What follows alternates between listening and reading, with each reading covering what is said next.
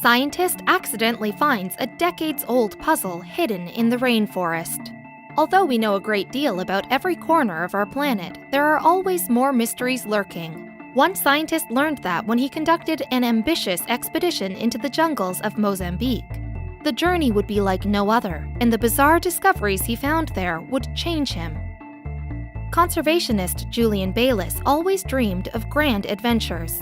He yearned to travel the world and see sights never before witnessed. Often he would scroll through Google Maps, daydreaming about the possibilities.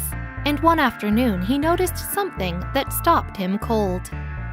Looking at the top of the distant Mount Lico in Mozambique, he spotted something truly odd and remarkable.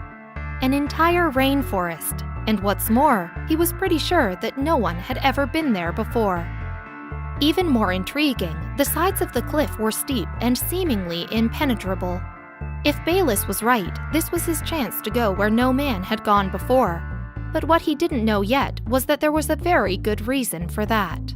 Bayliss got straight to work assembling a team of superstars. The 28-person expedition included scientists, doctors, rock climbers, and even a chef. What they all had in common? They were the best in the world at what they did. Marching forward. To get to the base of the mountain, the researchers first traveled through villages, negotiating with locals and navigating rough terrain. Without the benefits of roads, they abandoned their vehicles and continued completely unaware of the horrors and darkness ahead. After finally reaching the base, they found that the mountain was so tall they couldn't even see the top. Standing at over 400 feet, Mount Lico is taller than 2 leaning towers of Pisa combined. One misplaced step could be fatal. For Jules Lines, the most accomplished free soloist rock climber in the world, the trip to the top took only 11 minutes. For the less experienced, the journey took 2 hours. The climb tested them, but the psychological terrors were still lying in rest. Upon reaching the park, the team was filled with awe. Thousands of butterflies swarmed around them, beating their multicolored wings in unison. The 84-year-old butterfly expert, Colin Congdon, was overjoyed. On its surface, Lico appeared to be a beautiful place, filled with life.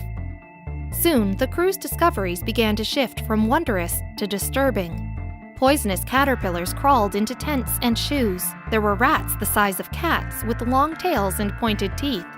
And then there were the spiders.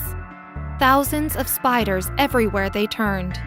One day, botanist Jonathan Timberlake felt a sharp sting and looked down to see his leg covered in pooling blood. A blade of grass had cut him. Without advanced medical care and hours away from any hospital, Timberlake tried to quiet his growing worries. The next day, not just his leg, but his whole body burned. He was weak and feverish, but needed medical care at the base camp. The team strapped him into a harness and began the arduous process of bringing him down. Not sure if they would see their friend again. By the time Timberlake had made it down the 400-foot cliff and through the jungle, he had a fever and was hallucinating. The doctor, fearing the worst, cleaned his wound and treated him with antibiotics. All there was left to do was wait. Miraculously, Timberlake made a full recovery, though he decided to spend the rest of the expedition at the base camp. What he didn't know was that he may have been one of the lucky ones.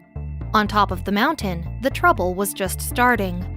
They hadn't anticipated the strange and horrifying creatures they came into encounter with on the top of the mountain, and a lack of birds made the forest eerily silent. The only audible sound was their own footsteps trudging through the darkened jungle. Then came a discovery that completely changed everything they thought they knew about Mount Lico. Walking along a stream beneath a thick brush of trees overhead, one of the team members shouted out in exclamation. He had found something truly inexplicable. Nestled along the water's edge were 3 handmade pots on this supposedly unexplored mountaintop. Bayliss felt a cold chill go down his spine. As a scientist, he was usually ready for the unexpected, but he could feel something sinister lurking beneath the surface. The team got to work solving the mystery. Some of them guessed the pots had been used for religious ceremonies that beckoned the rain during a dry year. The explorers asked locals if they'd ever heard of anyone attempting to climb Lico before. To their surprise, the elderly natives did have some clues. They spoke fearfully of a tribe of murderous little people who used to live up on Lico. When the villagers approached the mountain base, tribe members would throw snakes on them. They also recalled an incident in which Portuguese soldiers attempted to climb up, only to fall violently to their deaths when tribe members cut their ropes. However, some locals had even more macabre theories about what had happened on that mysterious mountain all those years ago. The elders told a story of German colonizers who forced a group of locals to flee to the mountaintop. Once they were up there, the Germans did something that amounted to a death sentence. The colonizers cut the rope of the villagers used to climb up. They were left stranded with little food and no way to return to their homes. They were cursed to wait out the rest of their lives, starving, huddled in a cold, dark forest. Bayless and his team shuddered. They had gone to the mountain to experience the beauty and take in the wonder that nature had to offer. Little did they know this supposedly untouched oasis was actually tainted by a tale of horror and human aggression. But they kept forward with their research. In a region as long settled as Africa, any given cave can reveal a groundbreaking discovery.